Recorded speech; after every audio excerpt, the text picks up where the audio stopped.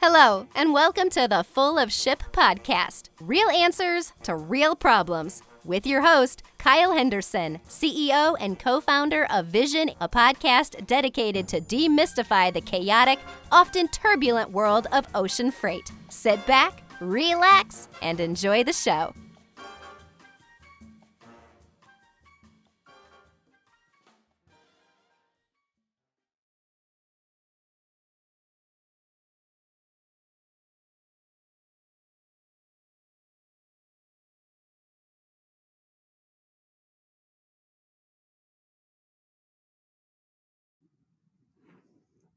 Welcome to another episode of Full of Ship. I'm your host, Kyle Henderson, CEO and founder of Vision. And today our guest is Jonah McIntire, tribe lead at Transporeon, also the founder of TNX Logistics, acquired by Transporeon in the summer of 2021. Jonah, great to have you on the podcast today. Pleasure to be here. It's always a joy and a lot of fun to get to meet another log tech tinkerer, someone who's been playing in this space for a little while. As I mentioned, you're now at Transporeon. Could you tell us a little bit about your story of log tech tinkering and TNX and just a brief intro? Sure. Yeah. My log tech tinkering really dates back to the beginning of my career in supply chain management. I identified pretty early that technology was the most interesting driving force in supply chain. And so as I began without a technical background, but migrated towards that self-learning and just picking the brains of anyone I could get in contact with. Eventually, I left the company I was working at. It's called Build-A-Bear Workshops, a retailer. Started working for Manhattan Associates, a major software vendor in the space. And then later went to Panalpina and helped them build out their internal technology. Then I took the step of founding a company, and it was focused at that moment, so early 2010s. It was focused at that moment when AWS and cloud computing was becoming, really accessible. And so it was still in the period when people would say, the cloud, like, is that secure and everything? And I have to say, at that moment, this is around 2010 or 2011, AWS was not. It was not as smooth of a process as it is today. You really had to script everything out. But what our observation was, me and my co-founder, was that if you think about the base layer of the technology stack changing, which in this case was the computing paradigm. So if you thought about the base technology changing, everything upstack could also be altered. And so specifically, if you think about optimization problems, which are traditionally very compute heavy, the way that they would have been built before the cloud era is that the designer of those optimization software, somewhere in that team, there was an algorithm designer. That algorithm designer had to know how many CPU cores there would be and approximately how much memory would be there. So how many threads, how much memory. They would only choose algorithm classes that could work within that parameter. So once you changed to something where you could, spin up 100 servers for an hour instead of one fixed box for 8 hours. Yeah, exactly. Hence elastic, right?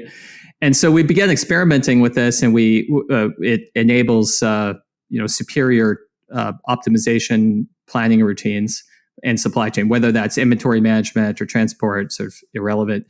And really rapidly, we had an exit to GT Nexus. So GT Nexus found this compelling.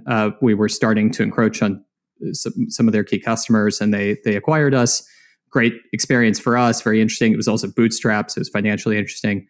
Then as part of GT Nexus leadership for several years until their exit to Infor. Then I went and started a company called TNX Logistics, this time focused on a different problem, which was around price discovery and counterparty discovery in logistics procurement. So it's just kind of two fundamental problems, that it's a big, diverse market. Not everybody knows everybody in this market space. And even if you know who you want to work with, you just don't know what the right price should be, right? It's always going to hang over you as uncertainty. And we felt like we had, again, a sort of a algorithmic advantage there. Turned out that was wrong, but we pivoted and we went in a similar direction of helping, in particular, buyers of transportation services get the best deals through automation and autonomy.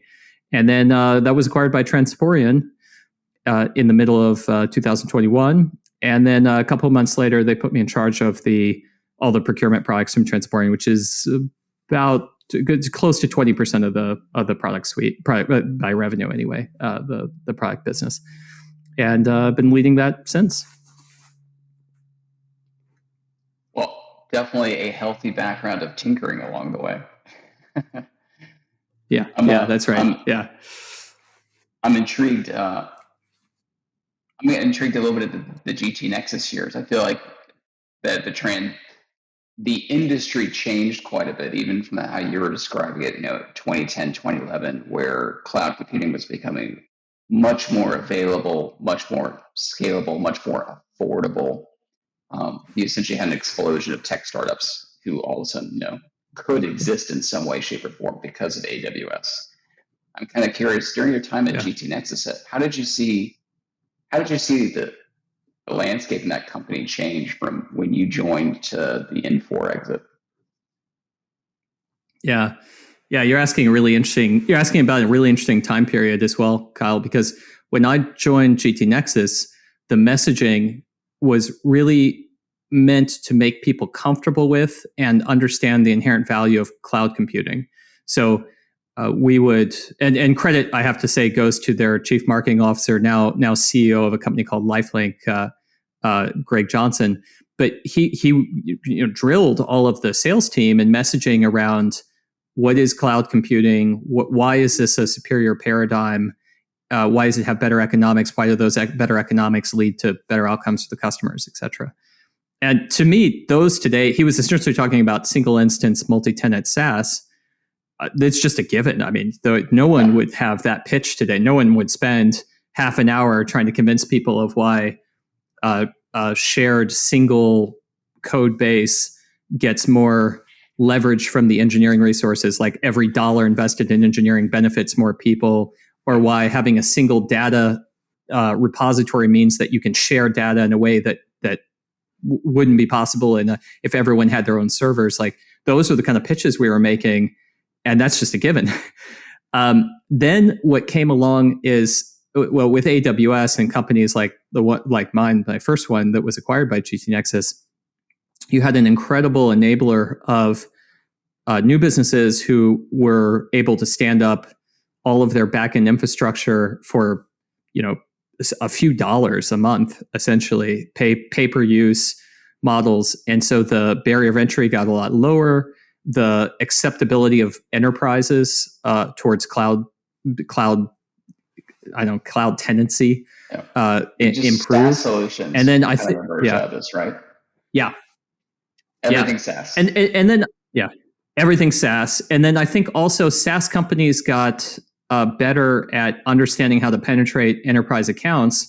The early companies like a GT Nexus, if you look at their founder suite, they really relied on selling to authority, to selling to the right place you're supposed to sell in an enterprise sale, right? The execs. Yeah. Meanwhile, the SaaS startups, they got good at the rogue sale, the sell. It's like, just give us a credit card, right? Just if you have any. Exactly. If you have any way into the business at all at the lower levels, at lower price points, just start there. And so I think it was the paradigm shifted from SaaS is simply another delivery mode of what was traditionally like license and install, to SaaS is actually a different class of solutions that are created in a different way and sold in a different way by a different kind of company. It's also just who was employed in these companies was totally different from the past. And as you mentioned, I mean, these companies were transitioning from a period, 90s and the aughts of so much of their software was either custom developed, custom integrated, hosted in their own their own network or the colos of some way, shape, or form. And you were mentioning this earlier, where the benefit you get from an innovation perspective with the SaaS cloud model of every effort of a single engineer is a network effect at the end of the day across all the customers of that SaaS platform. They all benefit from the improvement. And Well, it's curious, we're talking a little bit about history, but if we come to today and we're talking about the logistics supply chain space, I don't think it's uncommon to hear folks comment that this space is still a little bit lagging behind other industries in terms of its Yeah. adoption of technology, digitization, automation. I'm curious on your perspective. One of the biggest ROIs for technology solutions is you know, digitizing processes to start benefiting from automation. But where do you think we are in the full maturity curve of digitization of logistics? And there's probably caveats there. Is it domestic logistics? Is it parcel oriented? Is it Yeah. international ocean freight? But just curious, where Yeah. where do you see different parts of the industry being on that digitization maturity curve? Yeah. Yeah. So I probably see us at closer to day one than kind of end of history. The nirvana. Yeah. I I think there's a couple. I think there's a couple ways to attack a question like this. So one of the ways to attack it would be to what degree is business being done in logistics? Is it being done in a data science era ready way? So what that would specifically entail is that all this data we talk about digitizing or capturing, can machines interpret it? Can machines make use of that data? And by and large, they can't. So by and large, even the digitization that was done or is done today is done in kind of the Internet of Humans way, which is you got a human on one side, a human on the other. Yeah, in the pipe in the middle, it's ones and zeros. It's not like paper, but machines can't. It's like sending somebody a JPEG photo. It's digital, but it didn't going to be used for much except for a human's eyes. Yeah, so I think that's one way to. Paper bills of lading. Well, tons of PDFs nowadays, so it's technically digitized, but that PDF isn't really ready for data science use cases at the end of the day. What is it, 80-90% of data science effort just goes into organizing the data. So in that case, it's just like, okay, how much consistency is there in the format of these PDFs? Can I actually extract all this as information to be used in a database in some way, shape, or form? Yeah, exactly. The data pipeline work is sort of 7/10 of the data science work in most of our industry right now. And if you go back to first principles, if you're ever going to separate signal from noise in a data pipeline, one would invest to do it at the point of origin, right? Whereas our industry tends to do the opposite, tends to sort of accept in garbage data, which is then laboriously, signal boosted by this data pipeline routines, right? So that's one thing. Another thing to keep in mind, I think, in our industry, which is actually the sort of the minefield which has killed many VC-backed entrants from outside the industry, is that it's a weak link problem. So in other words, some sports are sort of, if you think about sports teams, some sports are determined by your best player. Others are determined, the team performance is determined by your weakest player. Famously, soccer. Yeah, exactly. Yeah. So logistics digitization is without a doubt a weak link problem. If you don't have a critical mass, it may not be 100%, but if you don't have a very high critical mass percentage of participants who are digitized to whatever the high standard is, then the process has to, for everyone, essentially degrades down to the lowest denominator. And so if you go back to like, well, why don't we just stop using PDFs? It's like, because it's a weak link process in which the lowest denominator is still going to be a human somewhere, or for many companies, and therefore they need a human readable format, and they'll default back down to PDF. So that I think is a challenge. I think the third one, which is the most interesting, maybe for your listeners and for me and you especially, is I do constantly ask myself, if digitization or other technology breakthroughs were to occur, would that finally lead to a concentration of market share? Because it is astounding to look at the logistics sector and how fractional the market is. And obviously things like parcel are highly concentrated. So parcel's already there. Ocean, you get to about 100 shipping lines in terms of asset operators. That's kind of the world. Airlines, it gets a little more, maybe 200, but then you're sort of there. But road transportation, which is larger than all of those combined, I just listed. So parcel, air, ocean, rail, small local deliveries, postal, even like trash collection, all that stuff is way smaller than road transportation. And so road transportation in most markets, the leader is going to have 2%.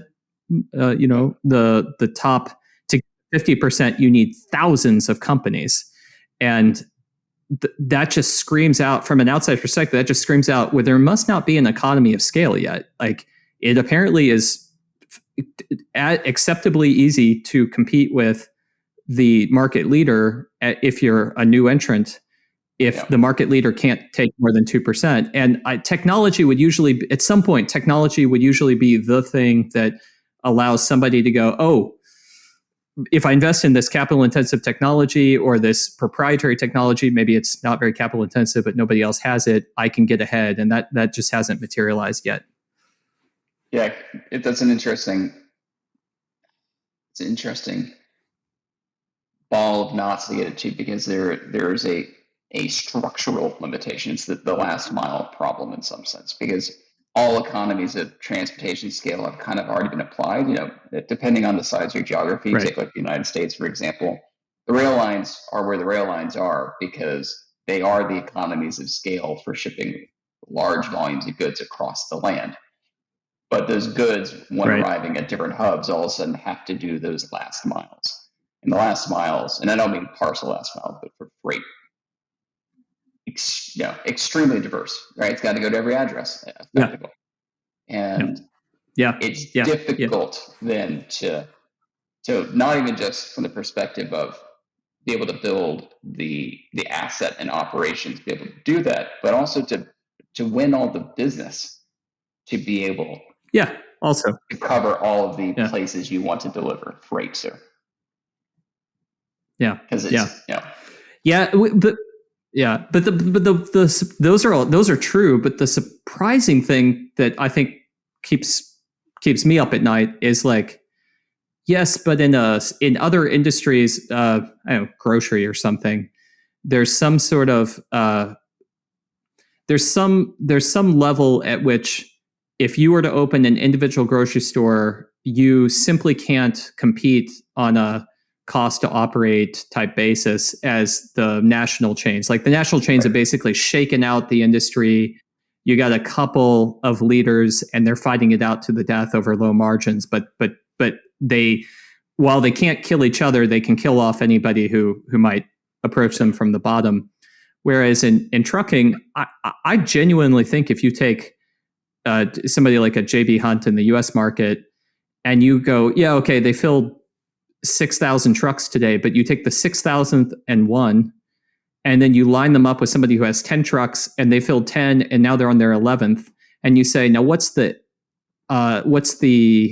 additional margin, or what's the cost to fill these trucks, or was there an advantage?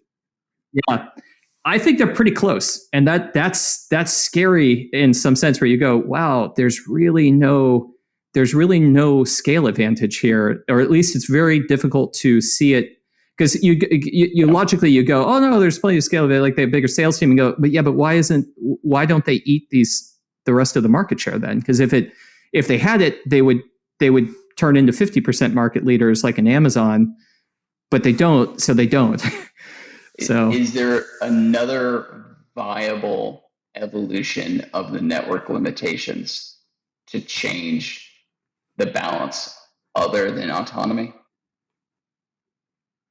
I'm trying to think. It seems like the only real answer I've been hearing getting worked on is autonomous delivery of some way, shape, or form. But I don't know of another Yeah. And autonomous delivery ain't there yet. I think it's to the point now where it's everyone has been like it's going to be viable. It's just a question of how many more years does it take, type of thing. But are there other options other than autonomy? Yeah. Well, yeah. So if we were, say, 30 years in the future and we were looking back and we were saying, well, the real turning point, the turning point for the moment when, I'm just going to pick a name here just for fun. The turning point when I don't know, Redwood Logistics went from 0.1% market share to like on the path to having 50% market share was when they did X. And I think the X, yes, one could be they cornered a key technology of autonomous vehicles. So you don't have to corner all of it. You just have to corner one of them. If you look at Qualcomm and folks like them, where they have some suite of patents that allow them to get some part of that combination of technologies as exclusive to them, that would be one option. Another option would be via regulation. Essentially, I would not put it past European regulators to issue a series of mandates that in effect make sure that there's only a certain number of winners in these markets. I mean, they do it in a lot of other markets, so why not logistics? Yeah. I think a big interesting question here is because what you see, at least here in the States, is autonomous vehicles, autonomous delivery is being developed in such a way that it will be available to almost all of the current participants of transportation around the same time in some way, shape, or form.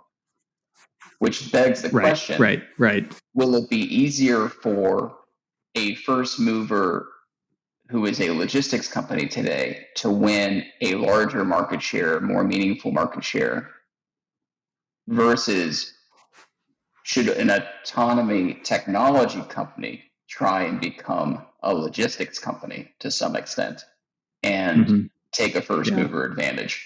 I almost feel like it's easier to win the logistics business than it is to win the autonomy technology race. Yeah. I would tend to agree that if I was in a company, if I could be in a leading logistics company that had the opportunity to acquire autonomous vehicles, or but at the same time, my competitors could too, right? Yeah. Or if I was in an autonomous vehicle company and I had the option to either sell those vehicles to anybody or start my own division that runs them. For a period of time. Yeah.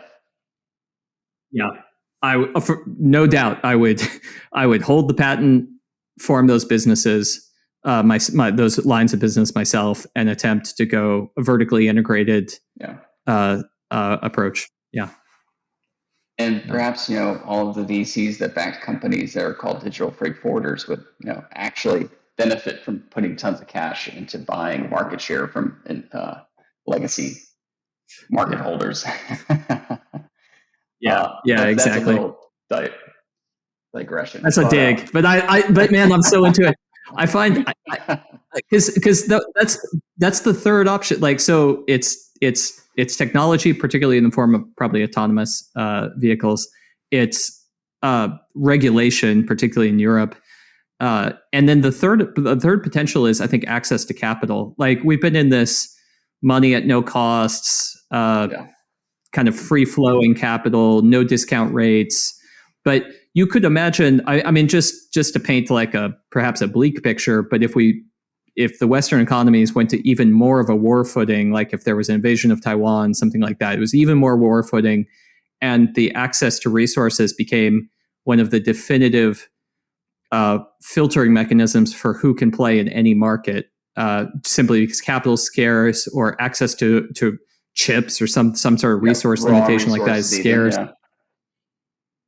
Then I could see a concentration of market share in logistics execution on the basis of who already has established access to the scarce resource, which could be capital or human power, whatever, right?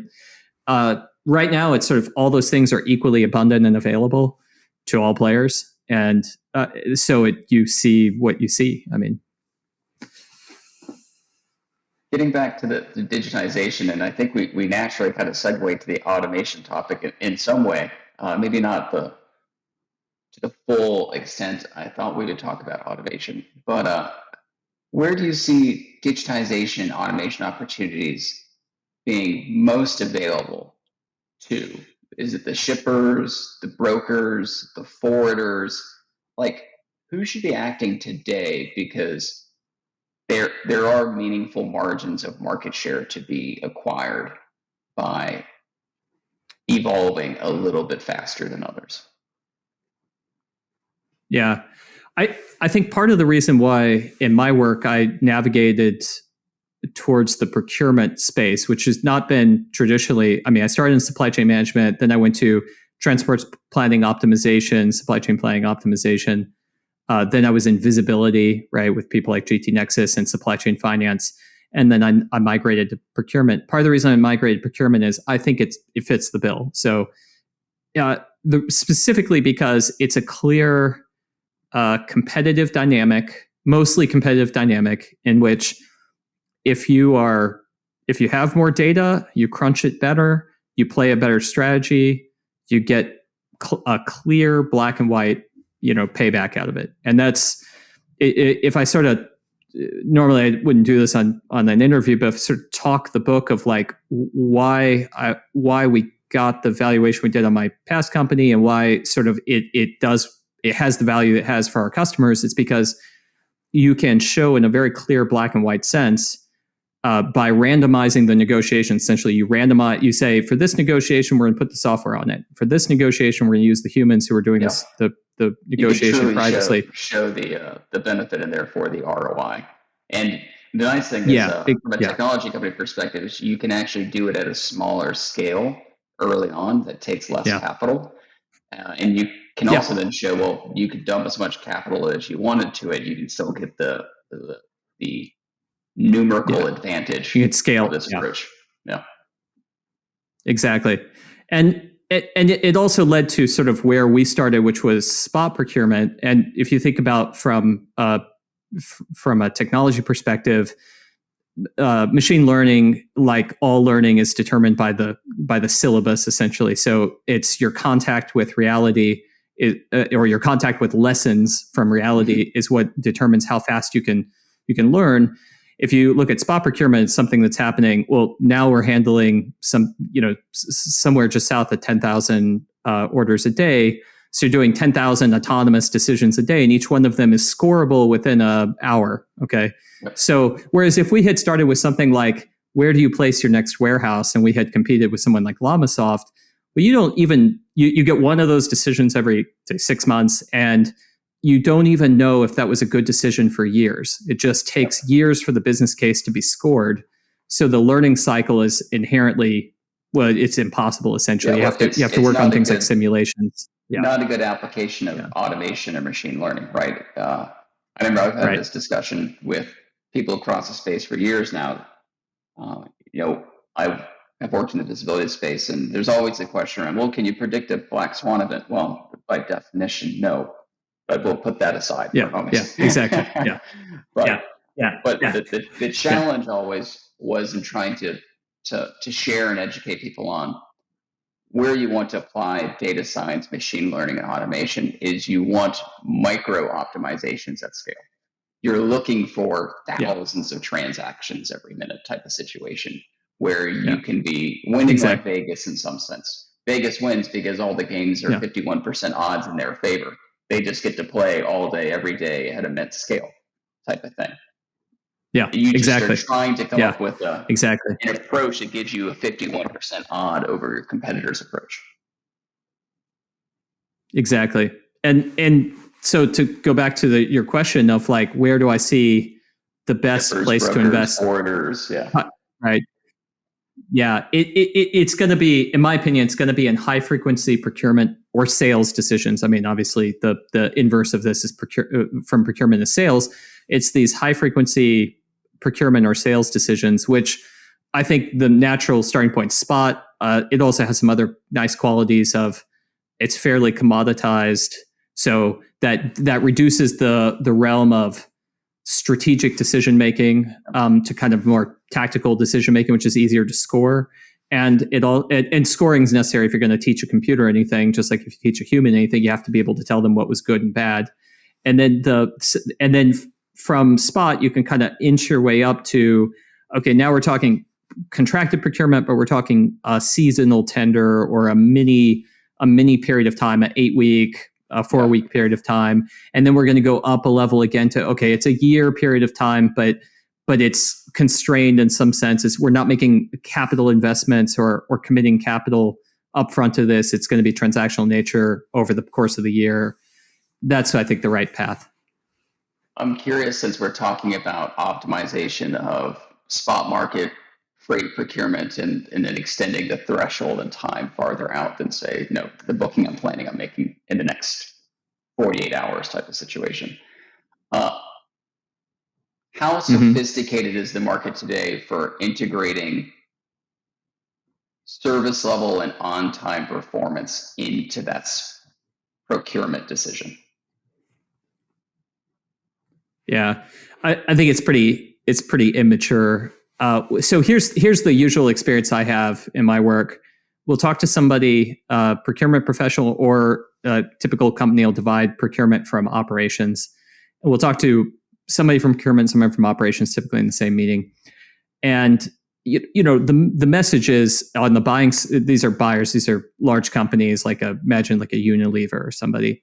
And the message is you guys buy 100 million or something in road transport today. We want you to turn that over to a machine. Machine's going to do that for you. It's going to beat your folks. It's going to be much faster and react to market, all that stuff. But fundamentally, we're saying you do it today, machine will do it tomorrow. And then they'll ask a question like, it's very important for us to not just buy from the cheapest. We also want to take into consideration service levels and transit times. So essentially they're saying, human thinks about that. Does computer think about that? That's the question. Yeah. And then what's amazing to me is when you probe back at them, so how do you quantify that trade-off?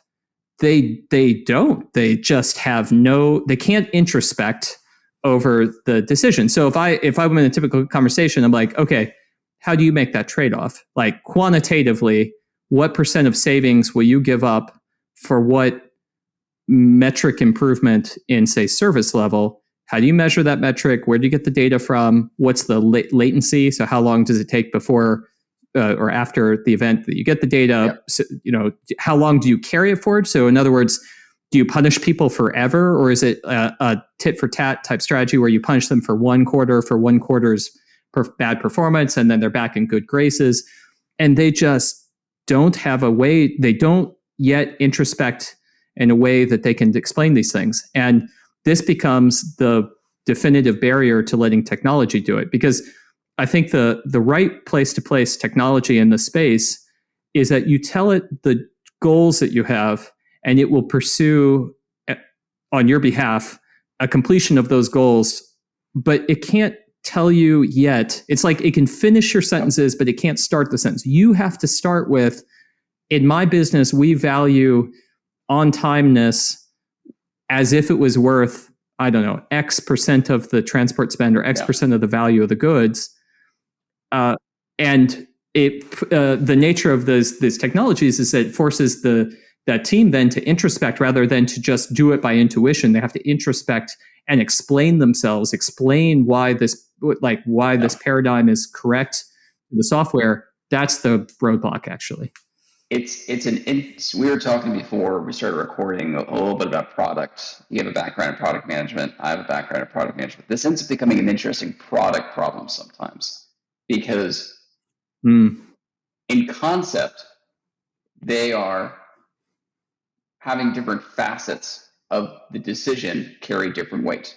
As you're saying, price, on-time performance, maybe it's like greenhouse gas emissions. There's many different risk level. So like if there is a delay, what is the possible size of delay type of thing based on complexity of transit? There's all sorts of things you could count into this. And what's interesting is I think if you sat someone down, like to your point, it'd be very difficult for them to come back like, here is the optimal balance we want to strike. I don't think you'd get someone to actually do that.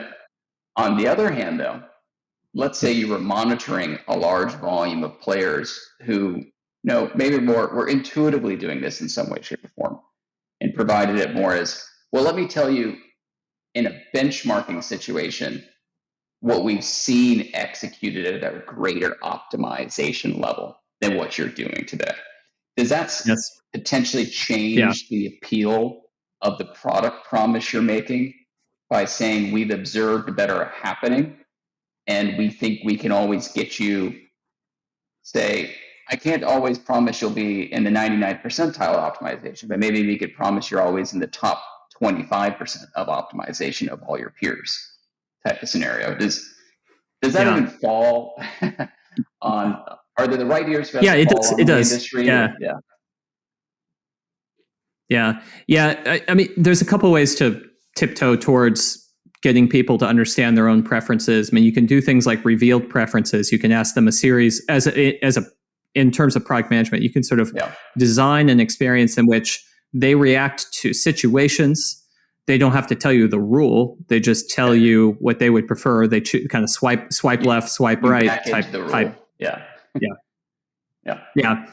That's one option. It does have the downside of you're essentially locking in human bias, which may not be in the best interest of the company. Maybe it lowers the friction for the user, increases the chance that you create a suboptimal outcome for the company that you're automating this for. Another way to do it, as you said, is to guide people towards the trade-off frontier of the industry, essentially. And that's actually the approach we do. We're essentially giving people our customers, we're giving them a series of strategic goals, which we feel are valid, but we're not empowered by their business to make that trade-off for them. So we're saying things like, look, as an example, there might be savings. So how much I'm spending, my cost, in other words, my cost, my certainty to cover the work, my speed to get the work covered, and my strategic exposure to carrier performance. Right. So am I exposing myself to low performing carriers? Obviously, you could save a lot of money by going to the cheapest carriers. That often involves a more risk in the strategic exposure question, because if they go out of business, if they start delaying shipments, whatever, you've concentrated now onto one supplier base, right? So we tell them, like, these are kind of four directions. What we'll do is we'll say, what we understand is there's a trade-off frontier that looks like this. So you can sit in one of these multiple points that we see as the best possible trade-offs, but we don't know which of those points is suitable for your business or your lines of business. You may want to divide it up in segments. Right. And that's then back to them. It's a much easier decision for them to make because they're down to like 4 or 5 choices instead of just in pure like theoretical introspection. All the points of the possible line. Where do you want to fall? Exactly. Exactly. Yeah.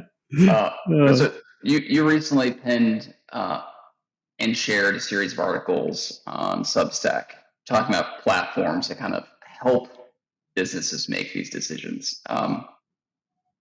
Where do you think we are today on this kind of maturity curve of offering? You're doing some great work at Transporeon around this, but for the companies who want to start getting into this say next level of decision making optimization, are there really platforms out there today that they could buy off the shelf, or is this still some kind of combination of getting a lot of really smart people on your team and buying a lot of really great tools and getting a lot of really good services and mashing them together? Just what's the landscape look like from your perspective? Yeah, I think it's pretty immature right now. I think specifically, if I'm honest, the true Achilles heel of logistics tech sort of platform plays is that it's built by a bunch of people who've never seen a successful platform from the inside. So, hat tip actually here to one person who I know who is a kind of counterexample of this would be Nadarajan, who's the chief product officer at Uber Freight. So, there's an example of somebody who comes from a kind of a Yelp. I think he come out of Yelp, and he's got this consumer products background, consumer software background, where there's a bunch of things that you can miss in that transition. Like, don't get me wrong, like logistics is super detailed, and a lot of times the people come out of consumer space miss that they're stepping into just a minefield of details. But what I will kind of meet them halfway on this is to say they do get what a good marketplace sort of run feels like on the inside. What metrics do you look at? How do you construct your offer to the two sides? The whole thinking about with the multi-sidedness of a platform and starting with the hard side first, and how you detect when you're ready to scale, etc. I think that's what's missing. These are all things that are learnable. I also maybe I'm a little critical of the people I see. I don't see a lot of people learning either in our industry. If you spend time with me at a social event, you'll hear pretty quickly me ask people like, "Hey, what are you reading? What did you read in the last 12 months that changed your thinking in your work?" And most people just don't have an answer, or they've got a really light answer, like they read, I don't know, Good to Great. And while that's a great book, I mean, there's nothing wrong with it. It's also kind of, it's like, well, okay, but is that really helping you launch it's a good place to start, right? The next technical, yeah, exactly. It's like, it's good, but it's not. It's sort of, they're like these like timeless kind of classic business books. How to make friends and meet people and influence people. Sorry, those sort of things. It's like, okay, that's fine, but how's that helping you launch the platform play? So I think that's what's missing. I think what we'll see is a new wave of company. I would hope, anyways, we'll see is a new wave of companies coming in that start with more of that at their heart of their DNA, or they acquire that through hiring people into the space pretty early, and then they'll just be so much more robust. I mean, if I could hire somebody from LinkedIn, Etsy, Yelp, like these are the kind of folks I would be trying to find. I'll have to ask, what have you learned lately? About 18 months ago, I read the book 7 Powers. It's a terribly titled book. I mean, it really comes across as, I just described, a self-help book that's going to take you on your inner journey, and there's going to be crystals and meditation and stuff. But it is, I can really honestly say it's like a groundbreaking book for me in business strategy. Previous to that, I would have been along the lines of my favorite business strategy book was Delta Strategy, or the Delta model, where it would say that every business's strategy is going to come down to you're either sticky, you're complete, or you're best, right? And just think about logistics tech for a second. Like, who out there is sticky? It's the folks who are the legacy providers, the Blue Yonders or whatever. And once you're in that network, it's just Microsoft or somebody. It's just hard to get out. Like they'll keep selling you add-on products that are slightly higher price point than what you could get from a point solution, but you can't really get off them. And then you got the complete folks. Exactly.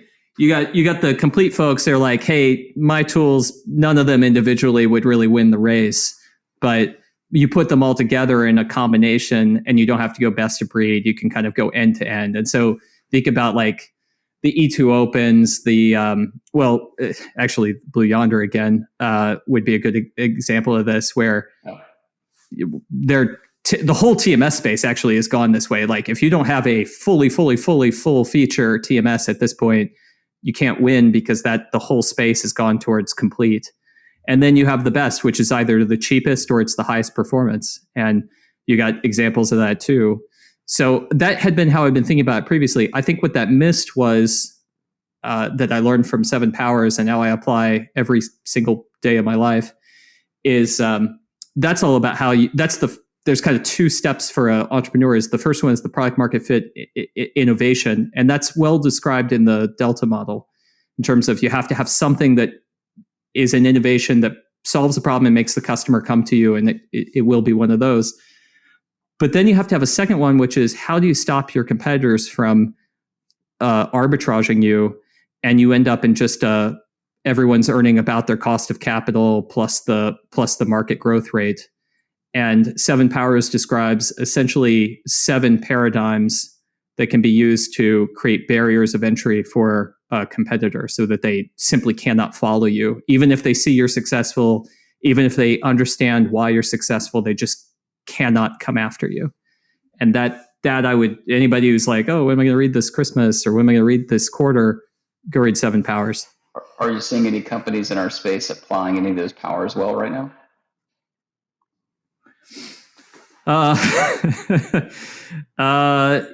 Yeah, I do. Although the ones that come to mind, I don't for candid reasons, they're like competitors to me or we're competitors to them, and I don't want to talk the book too much. Yeah, let me think if I can come up with somebody who's applying one that is particularly interesting. Yeah, I mean the ones that come to mind are like I don't really want to disclose the analysis too much. Not a problem. Maybe we just we talk about two last quick questions about the future. With such a great rates market cooling off so much, supply chains not being nearly as snarled anymore. What's this mean for the future of technology innovation in the logistics industry? It's probably more of a short-term read. Yeah. So my sense is that the technology to come into the space, essentially technology doesn't really originate in logistics tech. We're a borrower, an accumulator of technologies from other spaces. And so whether it's real basic stuff like databases, or whether it's GPS, telematics, or whatever, all the stuff that is driving the logistics tech space are reapplications of other base technologies that were truly created for other industries or no industry at all, just base technology, and then eventually gets adopted by us. Therefore, I don't think that our increasing or decreasing rate environment or increasing or decreasing capacity is really going to change what technologies come in. What it does tend to change is the messaging around those technologies, the sales pitch, the exact use case kind of paradigm that gets put out there. But it's, that's more cosmetic than it is substantive. And what do you think this will mean for the technology companies in this space? Yeah, I think the biggest thing is, so we think about changes in market, it can impact companies from a number of dimensions or pathways.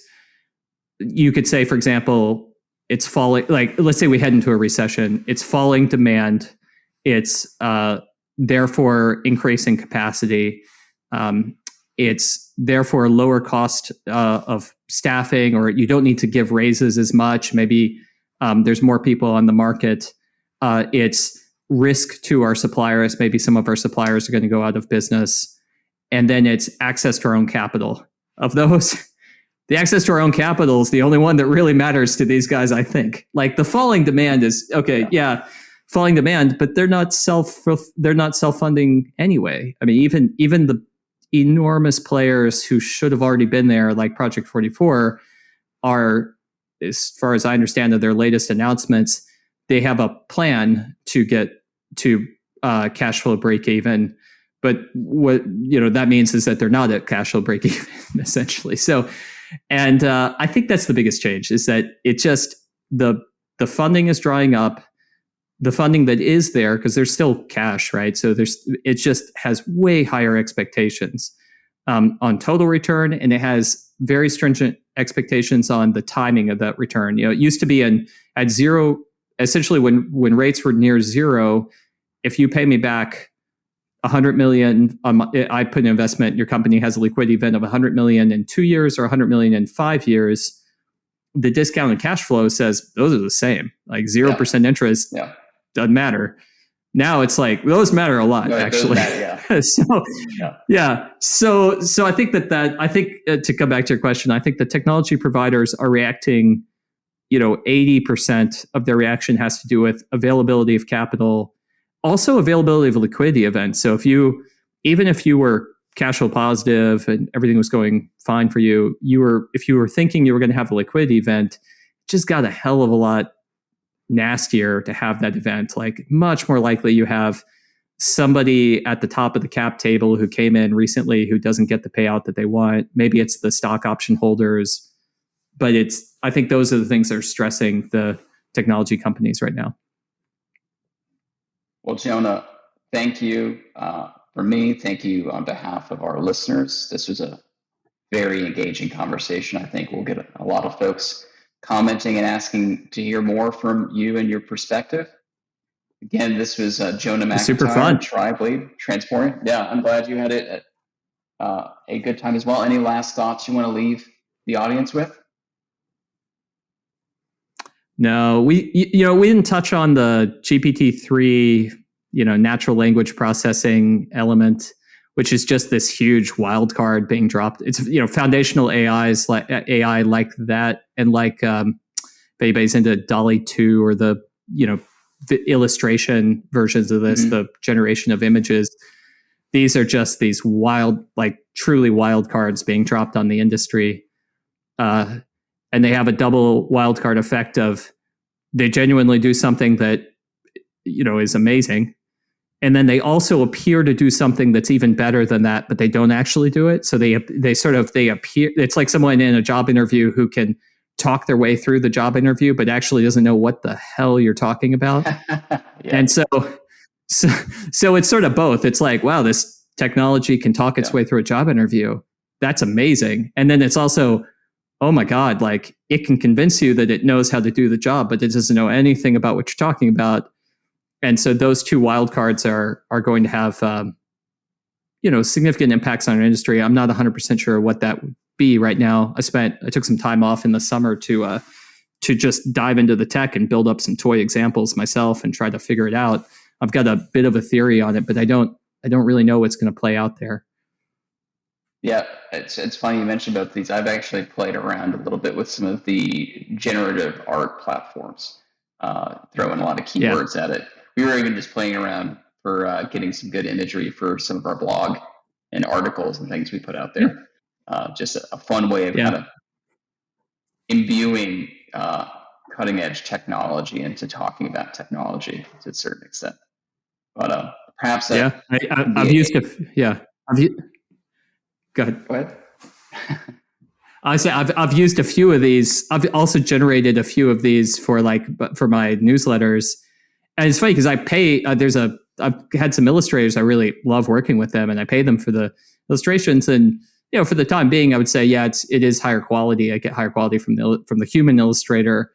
But man, I mean, I pay for it, and I put a lot of time into the discussion about what it is we're trying to get, and there's an iterative process, and I get the 80% version of that out of DALL-E 2 with my account that is still in the free credit period.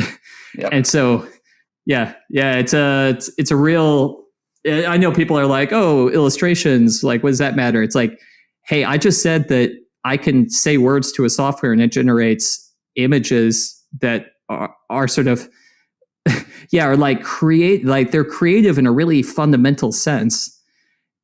Like if that doesn't sound like groundbreaking foundational technology upon which new things will be built, like think again. Like it generates those things at a pixel level. Like that, to me, there's no difference between that and being able to say, generate me a bill of lading PDF with the following details, and it generates that at a pixel level as well.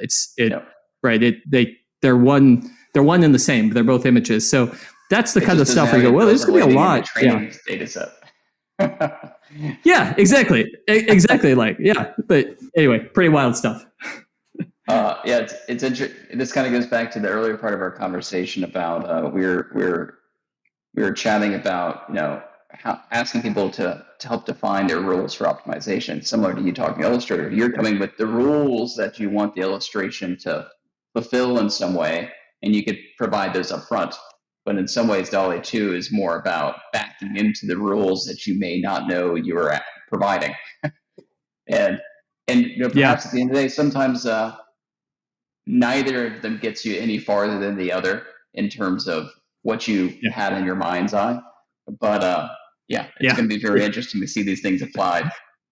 It's going to be interesting to find out what the killer application for these technologies are, because they're kind of an optimization route for the margin space that you don't necessarily know what it is you value in that space. So the benefit is it can just run through, it can almost brute force its way to more value. Yeah. I find them interesting too, because I think that most people's tendency, we saw this with other foundational technologies like electricity. Most people's tendency at the time that a new foundational technology appears is try to apply the foundational technology as a slightly better version of an existing one. Right. So let me give you an example here, right? Where do we use free text? Well, we use free text in things like web forms where you need to describe a problem or you ask for an update or something. And people say, okay, great. Right. We used to ask people to separate out like your tracking number from, then there's a drop-down form and you know, what do you want to know about this tracking number? Something like that. Like now you could just do it in free text. Yeah. And to me, that's a really shallow sort of mindset when it comes to applying a foundational technology. In reality, so they're just seeing it as like a new way to new UX improvement.